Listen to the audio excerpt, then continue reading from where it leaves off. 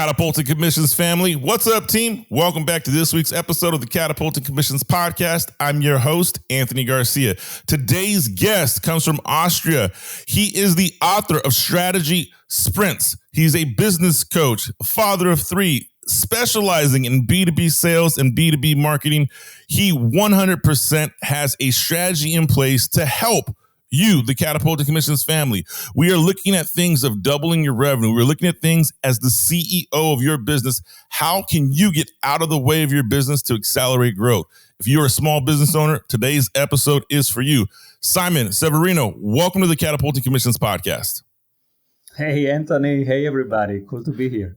Glad to have you here, Simon. So, Simon, let's talk about some things here.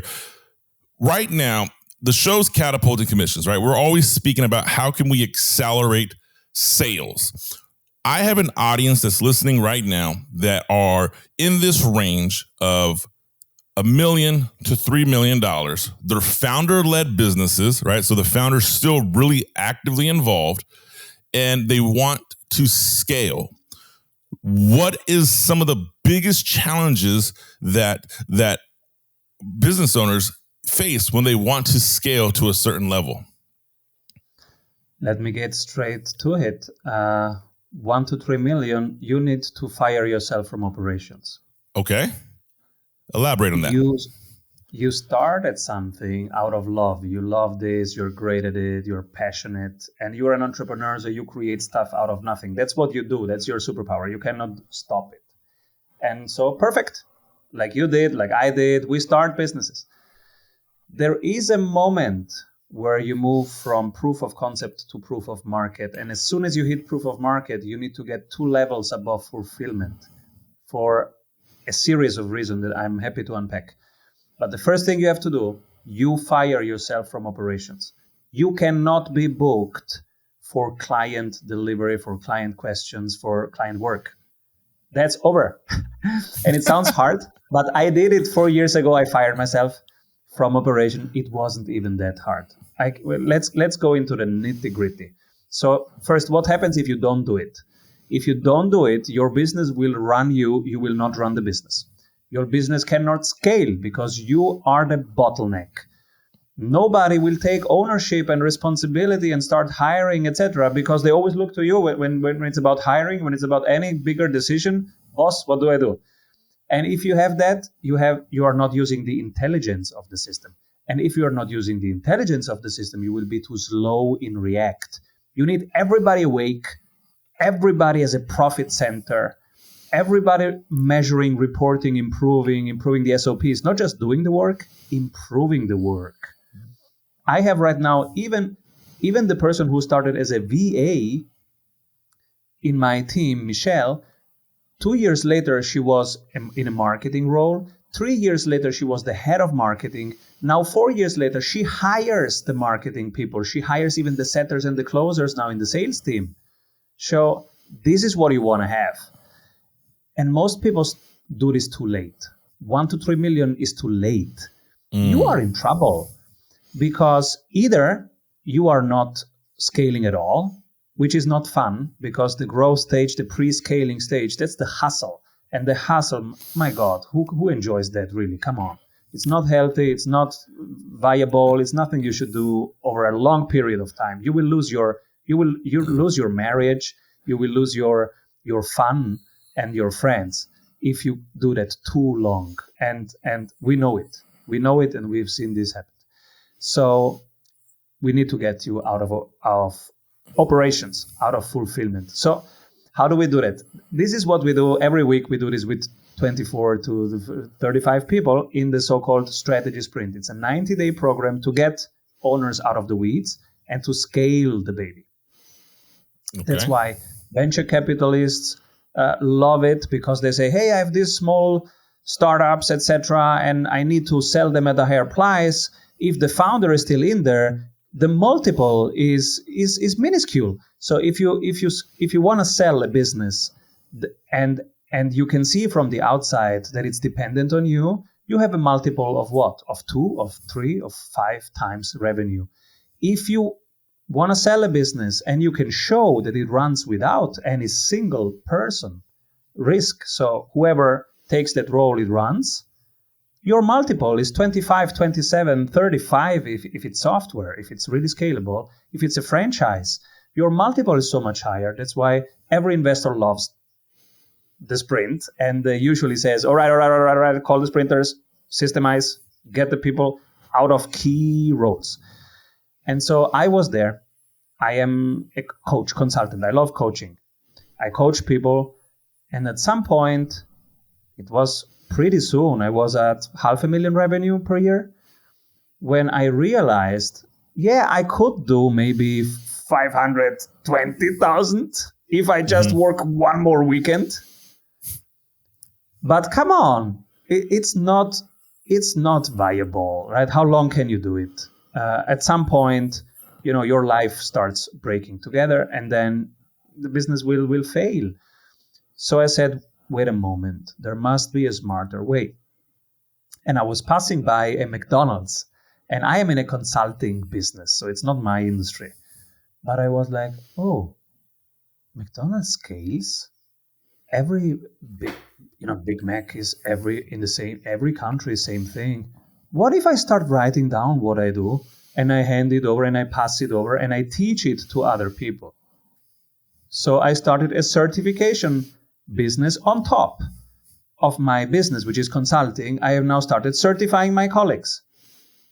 And now I have a certification business and a consulting business. So double the revenue stream, half the risk.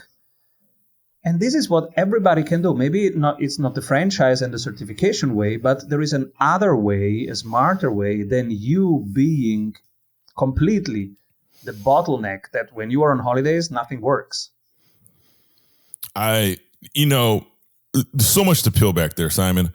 You're creating the certification program at the end. I want to peel some layers in that shortly.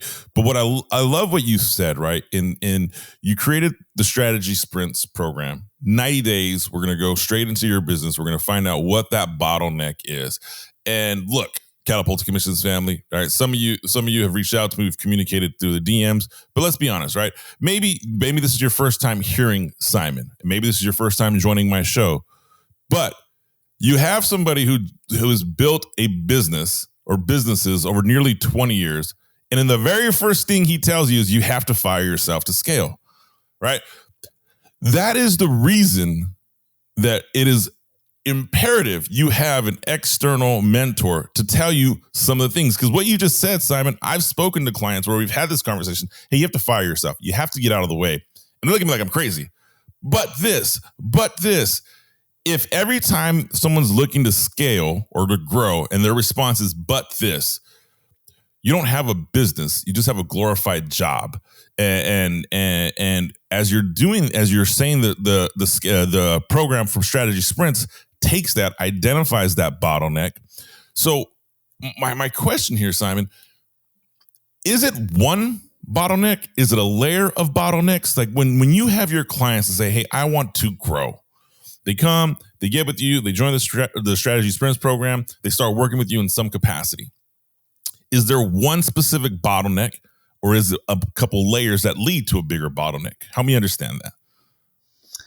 So the first question that we ask is, if you 10x tomorrow, if you take in 10 times more clients, which part of your business breaks first? Ooh. And so they go through, I cannot even onboard them. All right, we found the bottleneck, it takes 1 minute. If they have an onboarding system, then okay, they can onboard 10 times more, but then they cannot deliver in week 1. All right, and that's the bottleneck. Oh, no, week 1 is fine, but then week 2, we don't have enough material, we don't have enough people. Oh, the people. So it's week 2 is the bottleneck. So there is always a bottleneck, and you find it by asking the 10x question. And every week, that's why we say strategy sprint. A sprint is 7 days. We do 12 sprints. And the 12 sprints solve 12 bottlenecks. So there is always a bottleneck. What is a bottleneck? It's the weakest part of a chain, and there is always a weakest part. There is never a non-bottleneck. You always have a bottleneck, and running a business professionally means being in this process of finding and solving one bottleneck per week. That's how you grow a business. Now, with this simple question, you identify it. And then the sprint coach says, all right, and this is what you do this week, and aligns the whole team. The team is business owner, so the founder, sometimes both co-founders, and one person from sales, one from marketing, one from operations.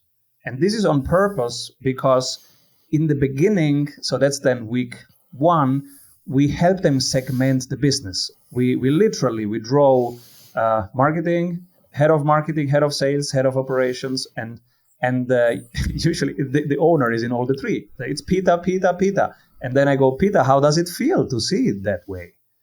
And they go, oh, that's horrible.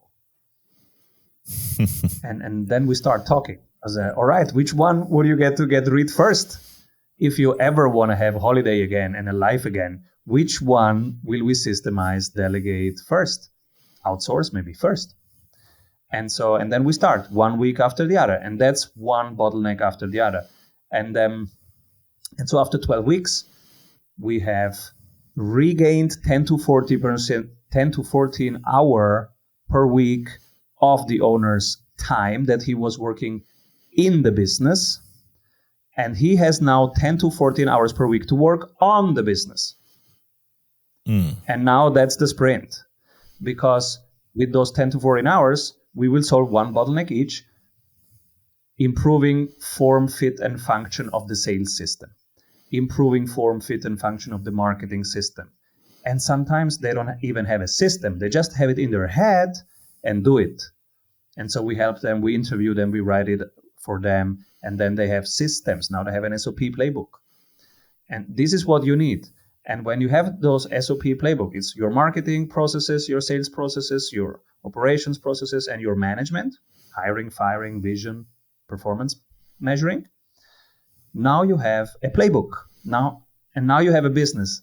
Now you go from being a glorified freelancer with a series of jobs to really owning a business. And now you can enjoy looking it grow and improving this part today and that part next week and that part. I'm now like a gardener. Business runs, and I pass by, I give the plants some water. I say, oh, today, let me look at our joint venturing system. Let me improve the templates there. And then I go onto a podcast and I talk about what we do. And then, I write my next book with my publisher. So that's more like a gardener. But 4 years ago, before I fired myself from operations, you would see a Simon always, oh my God, in Singapore, we have a legal problem. And in San Francisco, the office rent is due. And in London, I can't find any salespeople. I was always in problems in the business. Man, Simon, to hear you say that's enjoying it grow and improving it gradually. I see improvement stuff. Okay, let's improve that. I think that self-awareness to, one, make that change in your business, but 2, teach others how to do so, is something we need to speak more about, right? As podcast hosts, as thought leaders. The reason I say that is you addressed something in the beginning, like this hustle hard, work hard. I get it. Everyone goes through that phase to hustle hard, work hard, to build. It's not sustainable long term, right? Like I can't run a marathon every day for the rest of my life. It's not feasible. So to hear you say how you changed your perspective on your business, you fired yourself, you have systems that run, you water them. The analogy you used was gardening, which I think is great. So you go from a founder of a company to the CEO. Right now, and I would even argue that you're borderline board of directors, right? I mean, you're CEO, you have responsibilities, but you have systems in place, and you're checking in on those systems. So as I make that transition, what habits do I need to? What habits do I need to? I guess would be a short way to answer. What habits do I need as the CEO that I didn't have as the founder of the business? I have 3 habits: a daily habit, weekly habit, and a monthly habit. The daily habit, writing down how I allocate my time and how will I allocate my time better tomorrow. So it's a simple, we call it the daily flow. People can download it as a template on strategysprints.com. I have it on my iPad and it says, all right, how did I spend my time today? And in the evening, it asks me two reflective questions. Simon, of all these things, which one will you delegate tomorrow? And Simon, if you would live more freely and more intentionally, what will you do tomorrow? And so I reflect that in the evening when I close my day. I literally close my computer and go over to the kitchen. So before I close the day, I reflect on these two things and I write them there. And so tomorrow I will delegate them. And it's basically going through the things that what was not fun, which one gave me energy and which one was sucking energy out of me because I hate it. So, all right, bookkeeping. All right, that's the first thing that tomorrow I'm going to outsource that. And then what else? Posting on LinkedIn. Okay, let's delegate that tomorrow. Data entry. Oh, can I automate that? I'm sure there is a software. Let me find the software that does that for us. And then the question about the bigger goals. So if you would live more freely, more intentionally, then I would say, oh, well, then I would work out every day, whatever happens. I would be on podcasts because I love it. And I would write a book.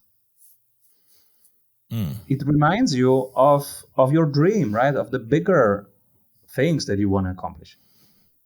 And then the weekly habit, I want to see my marketing numbers, sales numbers, and operations numbers every 7 days. So we have a real-time dashboard that we have built for our clients, and we use it ourselves every Friday.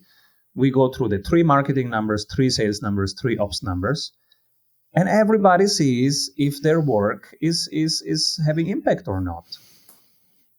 Let's say your job is just, I don't know, SEO optimization or something, and you don't even know when are you done with SEO optimization? When is it working? And so with those marketing numbers, you will see it because you say, oh, look, unique visitors per week went from 7,000 to 8,900. Hey, your SEO task is done. So, Simon, let me ask you a question there. You said something right now, kind of cringes on me. So maybe this is my opportunity, and this is why I love podcasts, Catapulting Commissions Family. I totally get free coaching from some of the greatest minds in the world. You said, look at your sales numbers every 7 days. I don't know if you saw my face. I cringed. I'm like, holy, like, and maybe my mentality isn't where yours is at, because I look at it daily, like every day. Daily. I want to know. I want to know. Even better. I want to know what we're producing, what we didn't produce, who on my team is doing well, who on my team isn't doing well. So, am I driving myself crazy looking at it daily? You mentioned looking at it weekly. What are your thoughts on that? I'd love to hear that, because I also have clients who look at their numbers daily, and I know this. Daily is even better. You know, good old Grant Cardone would do in the morning always a sales role play just to get the juices flowing for everybody. Amazing. 15 minutes, 20 minutes meeting in the morning every day. Why not? We are in so many time zones. We don't do it anymore. But we have the setters have a daily meeting. Okay. The closers have a weekly meeting. And the overall numbers we check weekly because we reflect on them. But we see them in real time all the time. It's a spreadsheet and it's always current. So I can go and check it if I want. And sometimes I check it daily. But for me, every week I want to see it. And I want to see it go up. Okay. As long as it goes up, I don't even look at the details. And if something happens, it's not going up by 1%, 1.5%, then I will ask questions. Hey, what can we do, people? Where is improvement needed? How can I help? So, all right, okay. So then, outside of asking those questions, which, all right, I guess I feel better that I'm not such a lunatic. I look daily, and I've heard Grant Cardone say that. I've heard Grant Cardone say he looks at his cash balances daily, which I think is incredibly insightful. I also do. I ask my bank. Everybody can do that. That's an amazing thing to do. You just ask your bank, hey, send me the cash balance account info via email or SMS every day. So in the morning, I get from my bank, it doesn't work in crypto yet, but your traditional bank sends me the bank account's cash balance. And it's a very good thing because otherwise you forget, you don't really know what's going on. And now you know what's going on and you see every day, chigging. It's a nice thing to have. I agree with you. I would love that. I actually probably should do that myself because I manually check it, but I'd manually check it in so many capacities: business, personal, like savings. It's I probably need to automate that as I'm speaking out loud. It's just I haven't really entrusted that to somebody yet. But when I guess so, one, that's a great idea. I love the daily looking at your bank account, looking at the daily meeting for your setters. Here's my question, Simon. As the CEO, you said you ask questions when things aren't going well. When and should a CEO jump back in the business in the same way you built the business, right? You mentioned you were in the business and you were dealing with problems in London and San Francisco, and things were coming at you in all different directions. But now you're removed. You're like the gardener. You said you're watering it. When do you say, hey, I need to get back fully in? Is there a problem, or is there something that says I'm going to get fully back involved and engaged in the business? Not really. There is no reason, and unless the house is on fire, don't do it. So I set for myself the rule: I just don't do it, because otherwise I will find some reason to jump back in. And so, for example, I found the reason. I wanted to simplify something, and I said, but I don't even remember how the operations really happen. So let me do one operation again, and by doing that, I will update and lean up and simplify everything. And so I did one after 3.5 years, and I had fun doing it. So that's okay. But especially the first year, you will hear a calling like, come back, only you can do it. That's the voice of ego. That's bullshit. So the first year, don't do it. But what you need is, because otherwise you send the signal, people, I don't trust you. And I am the best here. Ooh. And that's not what you want to have as a signal. You have to trust the process. And so, okay, go back and improve the process, right? So you don't even have to trust everybody, every single person, but you have to trust that there is a quality loop in each part that will tell everybody if correction is needed. So I trust systems. So I create reporting systems, etc., that tell everybody quickly when something needs attention. And what I need, for example, one of the systems is the NPS systems. So all the time, all clients get asked, what's working best? What's missing? What can we improve? What else do you need? From 1 to 10, how likely is it that you refer us? And if that is below 7, everybody has to prioritize that. And we look at that first. But that doesn't mean that I really have to jump in. But of course, I have to start a meeting and say, all right, we don't wait until Friday to have this meeting. We are below 7 in the NPS. Right now, we have a meeting. And let's look at it. What's going on? Let's learn from it. What do we improve? Okay. But doesn't mean that I jump back in. I make sure that we learn and that we act upon it, but I will not touch the operation. I like that. How you explain that does continue to breathe trust to the people around you, which I think is incredibly important. I look at it from the aspect of, if I'm a baseball player or if I'm an athlete and I'm struggling or I have a bad inning, does coach come and yank me out right away, or does coach say, hey, calm down, blank, whatever it is, go back out there. I still believe in you. Me as the athlete, I'm like, man, this person still believes in me. I know I can get it done. And I think we take that same mentality with the people that work with us, and we implement that as well. So, speaking of implementation, Simon, I want to hear something. You mentioned you have closers and setters, and this is the Catapulting Commissions podcast, so we can't talk business scaling without really diving into some sales in certain capacity. When you build your sales team, what is it that you're looking for, right? There's someone sitting here saying, okay, I know I need to get some setters. I know I need to get some closers. I just don't know what to look for. I don't know how to start. I don't know who to trust. What do you have to say to that person? Before you hire a setter or a closer, we do the job scorecard. So we think about that role first and we write it down. Okay, what's this role in its 100% shiny version? So if they crush it, how does it look like? What's the minimum expectation, the minimum standards, the minimum skills that we are expecting? What are our values, and what do they mean for daily behavior? And then we write it down. And then we write down really what we expect and how often we will measure which KPIs, which get measured daily, weekly, monthly. And when we have that, then we go on LinkedIn and post.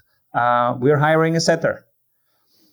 And you will get a ton of requests, especially right now. You will get 400 people in a day applying because many people are looking for opportunities in cool teams.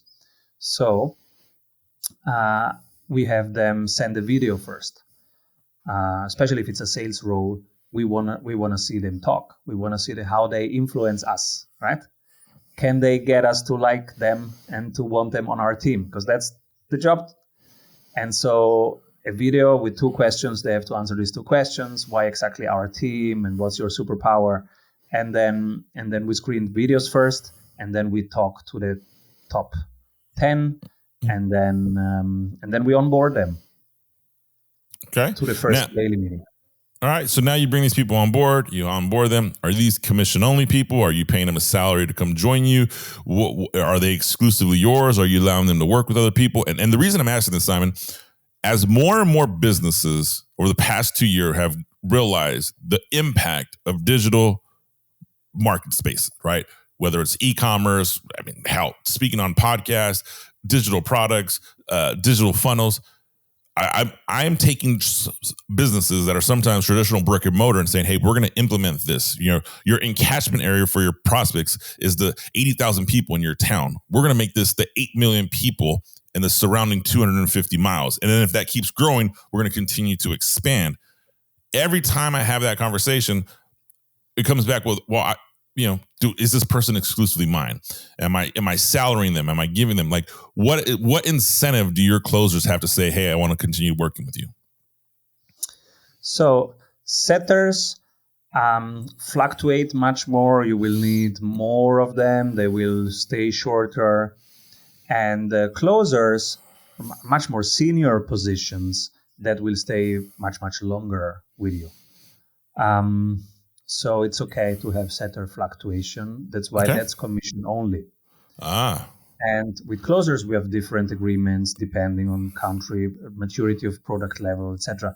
There are some pros and cons. Of course, you always want to have your costs be variable instead of fixed. Whenever you can, suppliers, setters, wherever you can, make those costs variable costs instead of fixed costs. Especially in this day and age where you don't need a ton of, physical costs. Right. Then we started with paying full salary, full time. Okay. And then we went into commission only, and commission only works much better for us.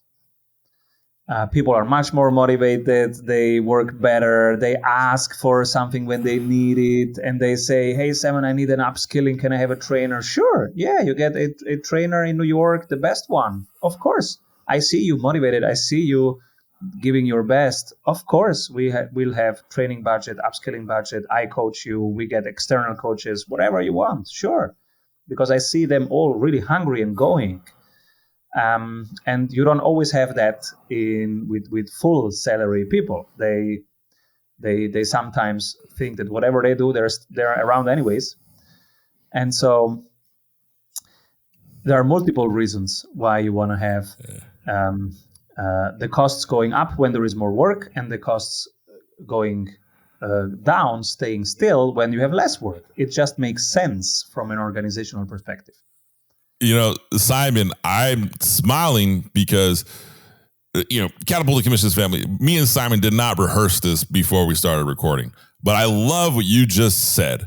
100%, the commission-only person has way more vested, right? They want to do well. Typically, right, their income's unlimited, right? If you generate $1 million from a company and whatever your percentage commission is, hey, man, it is what it is. They make more money than I do in some months. Exactly. Where the salary person And this is a struggle, right? Because you get some tenured sales professionals that are transitioning to the e-commerce or to the digital space that have come from traditionally, let's just call them traditionally stable sales careers. A 6-figure salary, they do great, et cetera. But they don't realize their income is still capped to a certain capacity.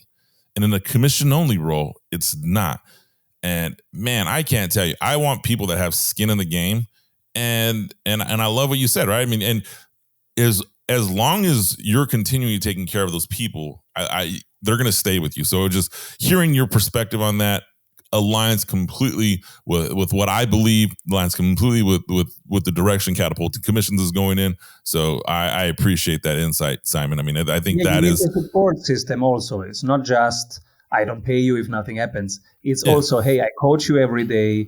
I make sure you get the skills, the sales scripts, the time, the role plays, everything that you need quickly. I also have skin in the game. So we all have skin in the game. That's the important component in there. How often do you, and I guess this kind of going, do your salespeople have input on the next digital product or enhancements to the service offerings? Like, how much feedback do you take from those folks versus your marketing folks versus your own thoughts? From everybody. That's why on Friday, this is when we all go through our numbers, because I wanted feedback from everybody, from the clients, from everybody in my team, from everybody. Plus, I want them to see the numbers of each others of the other departments. So I want the sales people to see the marketing numbers, and because we think that this, and that's core of the strategy sprints method. Why is it possible that we double revenue in 90 days? Many people say, I've never doubled revenue in 90 days. It's impossible. It's so easy if you align marketing, sales, and ops. It's really not hard.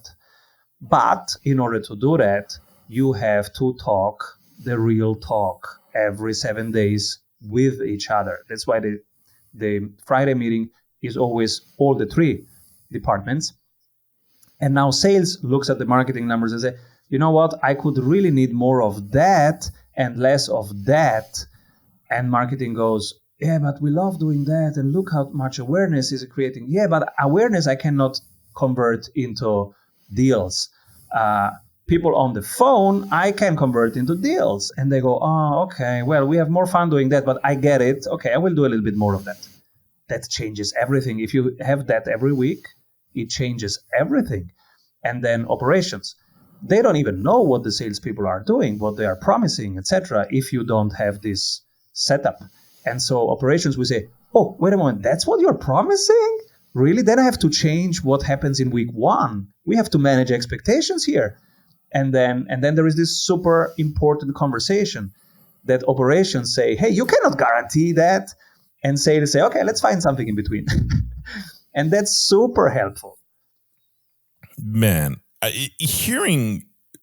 Simon, hearing you speak and outline the strategies that you come with strategy sprints and how businesses can go from their traditional methods to grow and scale, right? I mean, just hearing how your company runs in unison. Everyone speaks to each other. Everyone has skin in the game. Everyone's looking to hold each other accountable. That is 100% the dream we all want, right? That's what we want as CEOs. That's what we want as entrepreneurs. We want that system. So we have a few minutes left on the show. Speaking of the system, Simon, who benefits most from the strategy sprints system in place? Like, what is your ideal client look like? What does the ideal person that you can impact look like? B2B team that's around 2 to 7 years is doing around 35 to 50K per month regularly. And the owner is still in the work, in the weeds. And they want to get out of the weeds. They are ready and say, okay, yeah, of course I want to get out of it. I just wasn't sure I can do it and how to do it. But if I have a sprint coach, all right, I will do what they say. And week by week, I will delegate more. I will automate more. Of course, I want to have long holidays again and have more dates with my wife, play tennis with my buddies. Of course I want.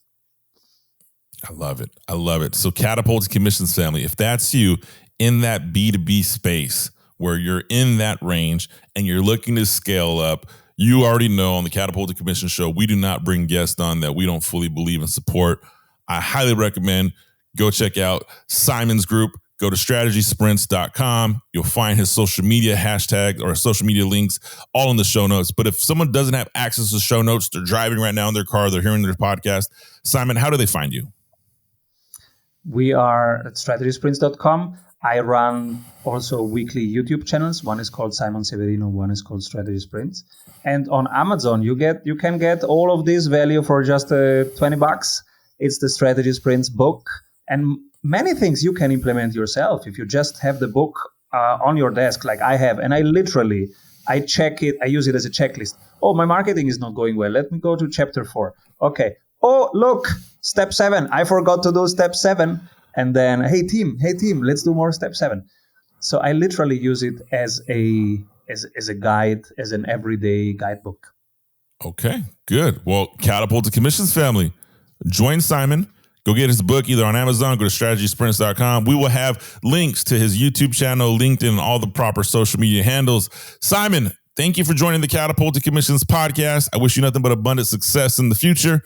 Catapulting Commissions family, you know what to do. Like, subscribe, comment, and I will see you next week.